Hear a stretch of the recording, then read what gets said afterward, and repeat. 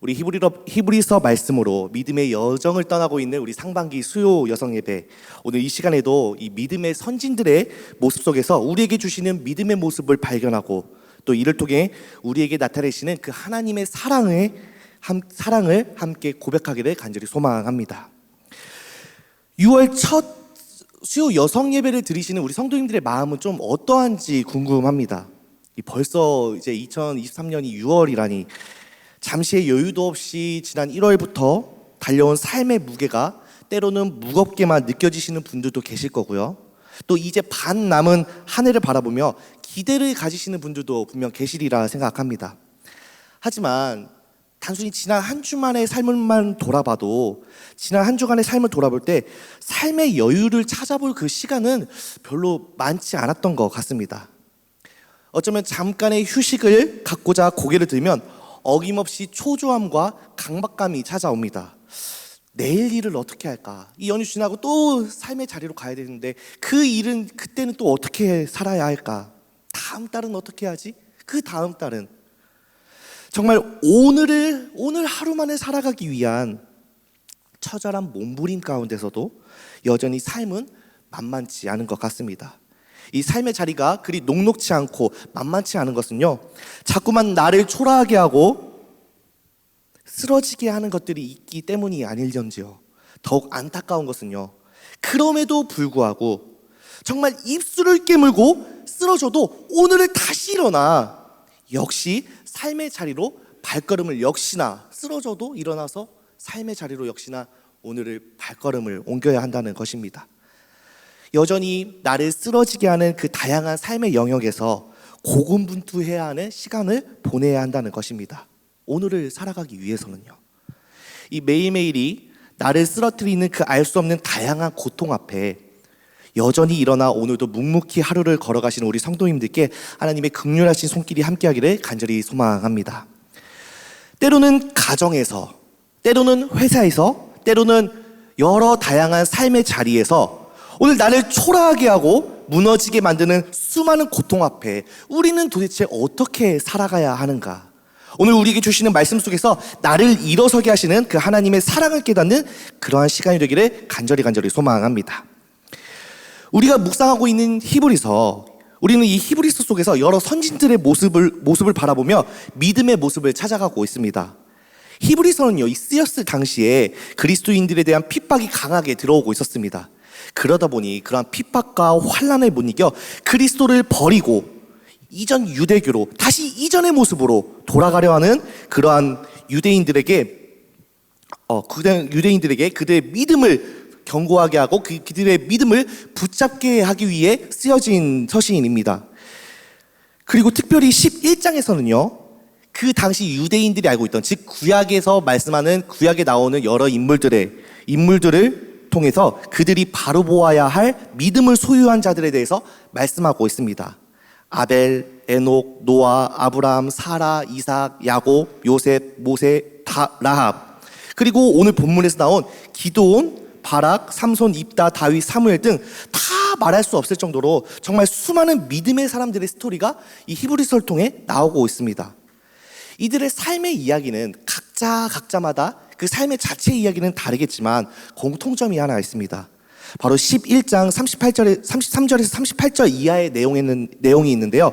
의를 행함, 칼날을 피함, 고문을 받으나 구차하게 풀려나기를 원치 않음, 또 조롱, 채찍, 결박, 옥에 갇힘, 돌로 찍힌 담함, 톱으로 켜짐, 칼로 죽임을 당함, 궁핍, 환난, 학대.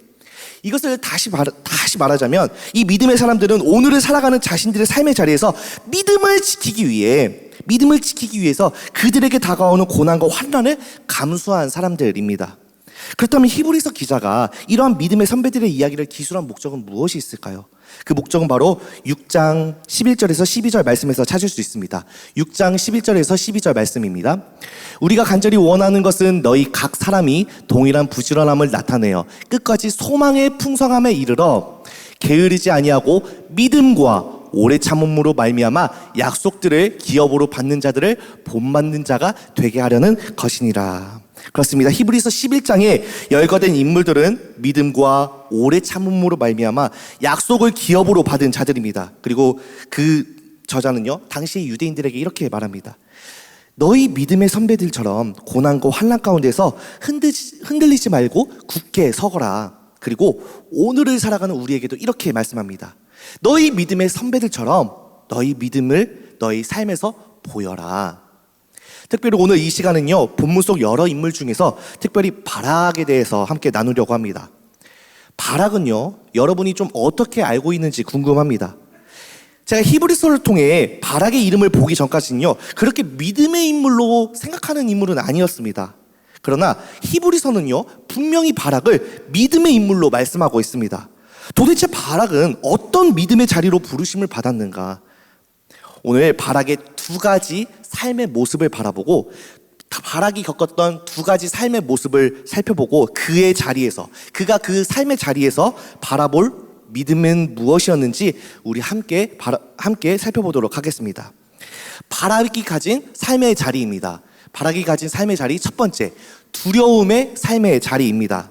말씀을 보겠습니다. 사사기 4장 6절에서 8절입니다. 사사기 4장 6절에서 8절 우리 함께 읽도록 하겠습니다. 드보라가 사람을 보내어 아비노함의 아들 바락을 납달리 게데스에서 불러다가 그에게 이르되 이스라엘의 하나님 여호와께서 이같이 명령하지 아니하셨느냐? 너는 납달리 자손과 스불론 자손 10,000명을 거느리고 다볼산으로 가라. 내가 야빈의 군대 장관 시스라와 그의 병거들과 그의 무리를 기손강으로 이끌어 내게 이르게 하고 그를 내 손에 넘겨주리라 하셨느니라. 바락이 그에게 이르되 만일 당신이 나와 함께 가면 내가 가려니와 만일 당신이 나와 함께 가지 아니하면 나도 가지 아니하겠노라 하니. 우리 너무나 잘 아는 장면입니다. 사사시대 하나님이 보시기에 이스라엘 백성이 옳지 않은 일을 행하자 하나님은 그들의 적을 들어서 이스라엘을 꾸짖으셨습니다. 그리고 바로 이전 사사 에우 시대에도 그랬고요. 하나님은 이스라엘의 눈물을 들으시고는 사사를 세워서 그들을 다시 압제해서 구원해 주셨습니다. 그리고 오늘 다시 이스라엘이 여호와의 목전에 옳지 않은 일을 행하자 이번에는 가나안 왕 야빈을 이스라엘 손에 가나안 왕 야빈의 손에 이스라엘을 넘기십니다. 특별히 이 가나안 왕 야빈에게는요 군대 장관 시스라가 있었으며 그 시스라에게는요 새로 만든 전차 900대를 가지고 있었습니다. 그를 통해 이스라엘을 약 20년간 괴롭히고 있었습니다. 그때에 이스라엘의 눈물을 하나님은 들으시고 드보라 사사를 보내어 그들을 구하시려는 계획을 행하십니다. 드보라는요 하나님께서 말씀하신 이 구원을 따르기 위해 바락을 불러옵니다. 그리고는 말합니다. 바락, 하나님께서 명령하십니다. 가서 사람 10,000명을 모아서 저 야빈의 군대 장관 시스라를 물리치도록 하시오. 그러자 바락이 이렇게 대답합니다. 8절입니다. 바락이 그에게 이르되 만일 당신이 나와 함께 가면 내가 가려니와 만일 당신이 나와 함께 가지 아니하면 나도 가지 아니하겠노라 하니. 당신이 나와 함께 가면 나도 가겠습니다. 그러나 당신이 나와 함께 가지 않는다면 나도 가지 않겠습니다.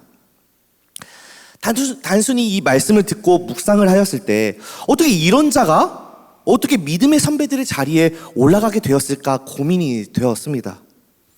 이후에도 그런 바락의 모습 속에서 본받을 만한 모습을 찾지 못하면서 어떻게 이런 연약한 자가 어떻게 이런 자가 믿음의 선배가 되었을까 고민이 되었습니다. 그런데 이 말씀을 계속 곱씹다 보니 불현듯 떠오르는 마음은 이것이었습니다. 도대체 바락이 얼마나 두려웠길래 그 앞에 놓인 현실이 얼마나 두려웠을까 였습니다. 우리는요 누구나 감히 평가하지 못할 두려움을 만납니다. 각자가 만나는 삶의 자리는 모두 다르기에 같은 상황이어도 마주하는 두려움의 무게는 감히 평가할 수 없을 것입니다. 오늘 이 자리에 두려움의 문제, 두려움의 상황을 안고 나오신 우리 성도님들 한 분 한 분의 마음을 우리 주님께서 위로해 주시길 간절히 소망합니다. 이스라엘을 20년 동안이나 압제를 당할 만큼 거대한 그런 시스라와 900대의 전차들, 그 앞에 나가는 것을, 아니 이스라엘조차 20년 동안 해결하지 못했던 그 문제 앞에, 그 두려움 앞에 바락이 이제서 나가는 것은 바락으로서는요 굉장한 두려움이었습니다. 그리고 그의 편에, 바락의 편에 서서 말하자면 이것입니다. 못하겠어요. 무섭습니다. 도대체 나보고 저것을 어떻게 하라는 것입니까? 두렵습니다. 내 마음이 느껴졌습니다. 그러나 그는요 그 와중에 가지 않겠다고는 말하지 않습니다. 가겠습니다. 단 당신이 나와 함께 한다면. 그 당신은 누구입니까? 바로 자신에게 하나님의 명령을 전달했던 드보라 아닙니까? 물론 하나님을 의지하며 가지 않겠다고, 하나님 의지하며 가지 않겠다고 이걸 볼 수는 없겠지만, 저는 오히려 하나님의 말씀을 전해준 드보라, 그 드보라를 의지함이 하나님을 의지함의 모습으로 보여졌습니다. 왜냐하면요 드보라는요 여자아입니다. 당시 바락이 살고 있던 사회 상황으로 볼 때 이 지도자의 모습은요 거진 다 남자의 모습이었습니다. 부족을 지키고 나라를 지키고 마을을 지키고 더욱이 전쟁을 했던 상황이었다면 남자 지도자는 반드시 필요한 상황들이었습니다. 그리고 대부분의 지도자들은 다 남자 지도자였습니다. 그런데 여기서 드보라는 여성 지도자로 이스라엘에서 지금 드보라라는 여성 지도자가 나오고, 바락은요 그 여성 지도자를 의지하는 모습입니다. 이것을 감히 쉽게 상상하지 못할 일이었습니다. 남자 군대 장관이 다른 왕 남자도 아니고 여자 지도자를 그렇게 의지한다는 것은요. 그런데 그는 그 드보라의 그 상황의 모습을 보지 않았습니다. 드보라를 의지한다는 그의 말, 바로 드보라와 함께하고 드보라에게 말씀하셨던, 그리고 드보라를 통해 말씀하셨던 하나님을 의지한다는 고백이 되는 것입니다. 그리하여 나는 지금 너무 두렵습니다. 내 힘으로는 할 수 없습니다. 내가 가면 어떻게 하겠습니까? 나는 못 갑니다. 그러나 하나님이 함께 하신다면, 나와 함께 하신다면 하겠습니다의 고백이 되는 것입니다. 이 장면을 바라보니 마치 생각나는 비슷한 장면이 하나 있습니다. 바로 다윗과 골리앗입니다. 골리앗은요 이스라엘 누구도 나서지 못할, 정말 누구도 인정할 두려워할 만한 적이었습니다. 그리고 그 앞에 다윗이 나섰을 때 그의 형 엘리압이 이렇게 말합니다.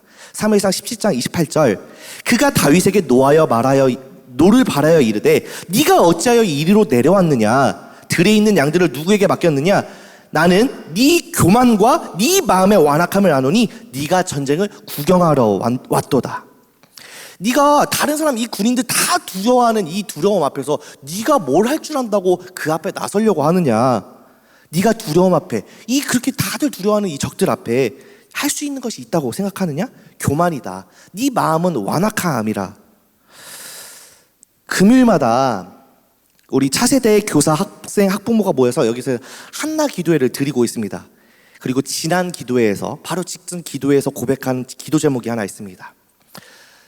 주여, 정직한 사역자가 되게 하소서. 할 수 없는 일에 내가 할 수 있다고 자랑하는 것이 아니라 할 수 없는 일에 내가 할 수 없음을 고백하여서 하나님의 도움을 구할 줄 아는 그런 정직한 사역자가 되게 하소서. 두려움 앞에 누군가를 의지하는 것, 이 하나님을 의지하는 것 굉장히 굉장한 믿음입니다. 하지만 더 나아가 두려움 앞에 먼저 두려움을 인정하는 것, 정말 굉장한 믿음입니다. 두려움을 고백하면 곧 내가 할 수 없음을 드러나고, 나를 포기하고 나를 초라하게 드러내는, 나는 이런 거 못하는 자, 나는 이제 할 수 없는 자, 나는 초라한 자임을 드러내는 것이 되기 때문입니다. 저는요 이 두려움을 고백하는 것이 정말 어렵습니다.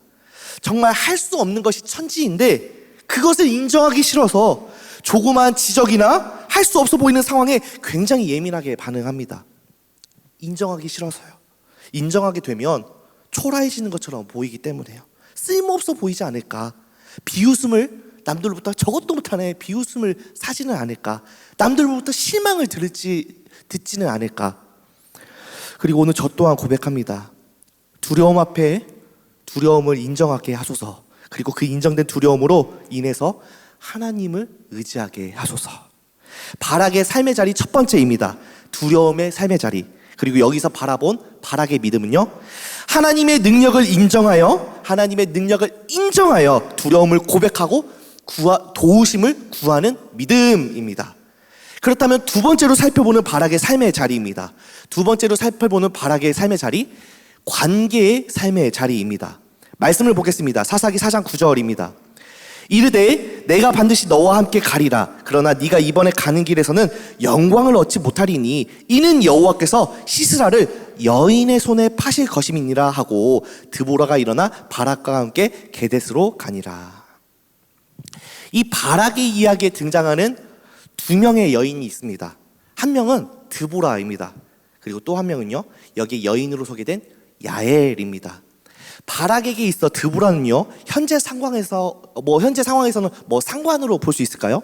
어찌됐건 바락은요, 여성 드보라의 명령을 받았습니다. 당시 사회상을 들추어보면 우리나라도 마찬가지지만 대부분 당시 전쟁과 농업, 이런 여러 가지 지도자의 역할을 위해 남성이 당연하게 세워졌습니다. 부족, 마을, 나라를 통솔하려면 지금처럼 민주사회 이런 것이 아니기 때문에 오직 힘으로 전쟁을 해야 했고, 농업을 지탱하려면 그만한 일손이 필요했기에 대부분 남성이 지도자로 세워졌습니다. 그런데 지금 이 사회에서 여성 지도자 드보라입니다. 그리고 그 여성 지도자 드보라의 명령을 받는 군대 장관 바락. 그러나 이 바락은요, 드보라의 위치를 인정했습니다. 그리고 이 인정 앞에서는요, 하나님이 세우신 사사 드보라라는 명칭이 있었습니다. 하나님이 세우시고 하나님이 주신 관계를 바라보는 바락입니다. 드보라야 그렇다면 야엘은 어떻습니까? 어떻게 보면요, 이 야엘은요, 바락의 명예를 빼앗은 인물입니다.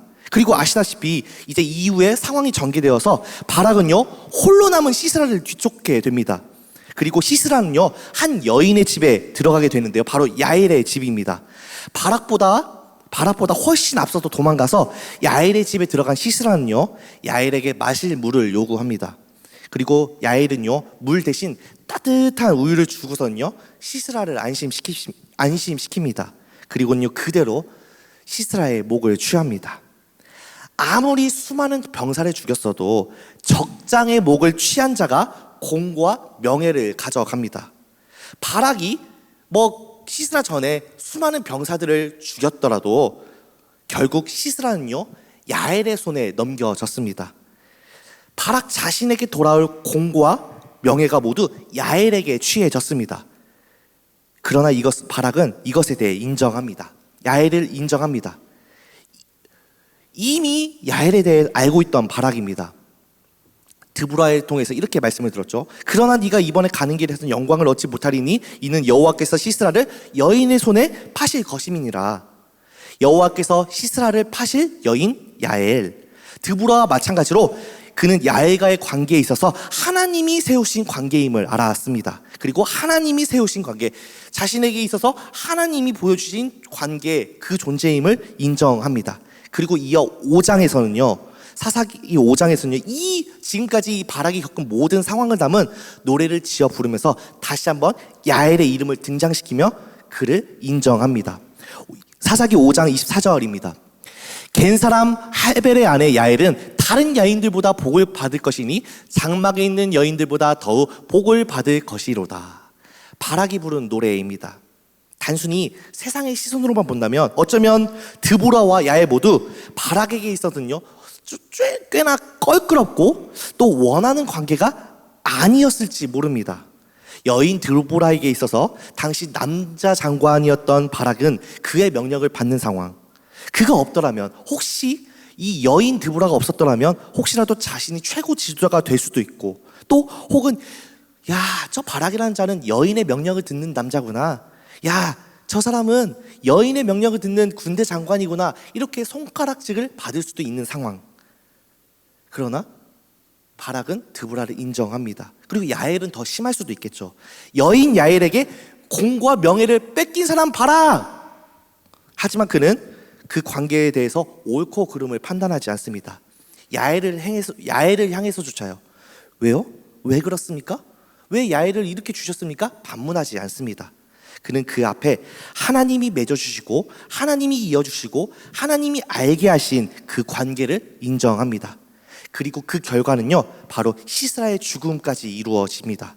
바락이 야엘을 인정했을 때, 주어진 관계를 인정할 때 하나님의 일하심은 온전한 결과대로 이루어졌습니다. 관계를 인정하는 것은요, 정말 어렵습니다. 관계를 인정함으로 오는 그 두려움이 때로는 있습니다. 때론 그것이 만남과 헤어짐의 관계일지라도, 또는 어색하게 만드는 관계일지라도, 저는요, 관계를 굉장히 어려워합니다. 그것이 교회 밖 상황뿐만 아니라 교회 안에서도 관계를 굉장히 어려워합니다. 참, 누군가를 인정하는 것이, 또 그 관계를 인정하는 것이 어쩌면 나를 작아지게 만들고 비웃음으로 만들지는 않을까?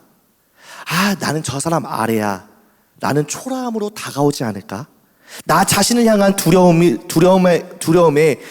나 자신을 향한 두려움에 내가 만드는, 나와 함께하는 그 관계를 쉽게 인정하지 못하는 모습이 저에게는 꽤 있습니다. 하지만 돌아보면 그 인정하는 그 어느 관계도 나를 망가뜨리는 관계는 하나도 없었습니다. 오히려 도움이 되고 손길이 되었으면 손길이 되었지, 관계를 맺어서 결코 초라해지지 않는데도 그 한 발을, 관계를 인정하는 그 한 걸음을 나서지 못하고 있습니다. 그래서 이 자리에서 고백합니다. 내게 주어질 관계 앞에 나를 세우시고 나를 도우시려는 그 하나님의 세우심이 있는 그 관계임을 바라보게 하소서.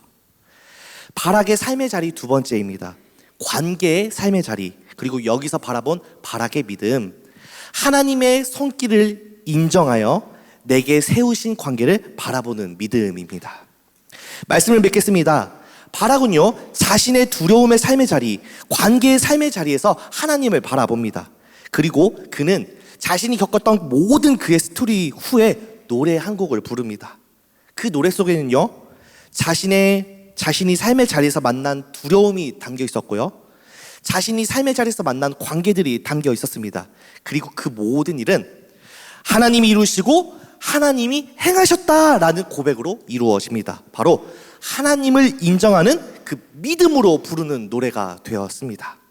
기독교 작가 폴 트림은 이렇게 말합니다. 하나님은 힘든 관계와 상황을 통해 우리 중심을 드러내시고 우리로 오직 그분 안에서만 발견되는 은혜를 구하게 하신다. 오늘 우리를 초라하게 만드는 삶의 자리들, 나를 쓰러지게 만드는 삶의 자리들, 직장에서라면 일이나 업무, 또 가정에서의 계획, 내가 바라보는 목표하는 목표, 또 자녀의 일 등 삶의 자리 곳곳에서 만나는 걱정과 두려움이 나를 초라하게 만들 수 있습니다. 또 관계, 부모와 자녀의 관계 참 많이 어렵죠. 직장 내 상사와의 관계, 동료와의 관계, 이런 관계들이 나를 무너지게, 내 마음을 무너지게 할 수도 있습니다. 우리 그 앞에 하나님만을 의지합시다. 그 안에서 나의 모든 삶의 자리에서 행하시고 이루시는 그 하나님을 바라보고 그 하나님을 인정하는 믿음을 소유합시다. 그럴 때 다친 우리의 마음을 하나님께서는 친히 위로하시며 쓰러지는 우리의 모습을 친히 일으켜 세우시는 은혜를 누리게 될 것임을 확신합니다. 그리고 이 모든 후에 훗날 힘들고 쓰러졌던 넘어졌던 오늘을 바라보며, 오늘을 돌아보며 나와 함께 하셨던 그 하나님을 노래하는 저와 여러분이 되기를 간절히 소망합니다.